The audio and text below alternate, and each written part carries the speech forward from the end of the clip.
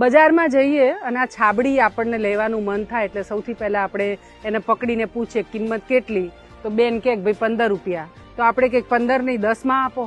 લાલાભાઈ ટોપલો વેચતા હોય ને કંઈક 300 રૂપિયા, તો આપણે કહીએ કે ભાઈ 300 નહીં 200 માં મને આપો.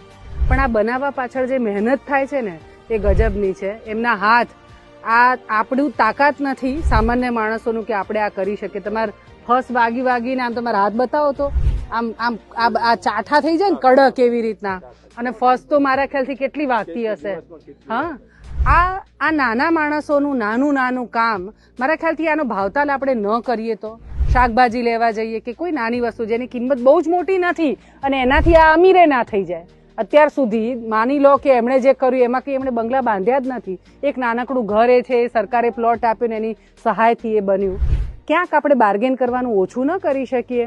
આપણે મોલમાં જઈએ છીએ તો પેલો કે 500 રૂપિયા, એક તબકડું લીધું, પાણીની બોટલ લીધી 200 રૂપિયા. આપણે ત્યાં કોઈ ભાવતાલ નથી કરતા, પણ આ બધામાં આપણે ભાવતાલ કરીએ છીએ. એમ મારા ખ્યાલથી આ બધી અદ્ભુત ચીજો છે જે બચવી જોઈએ, અને આ બનાવવાવાળા પણ બચવા જોઈએ. નહીં તો આ પણ ચાઇનાથી બનાવીને આપણા ત્યાં આવશે અને આ બધા ખોવાઈ જશે. તો આને ટકાવવું, બચાવવું એ આપણી ફરજ છે. મારા ખ્યાલથી ભાવતાલ ન કરીએ અને આનો વપરાશ પણ કરીએ, જેથી આ બધા પરિવારો ટકી રહે ને. આપણી પરંપરા છે, આપણી સંસ્કૃતિ છે, જેની આપણને સતત ચિંતા હોય છે કે વહી જશે, બદલાઈ રહ્યું છે. તો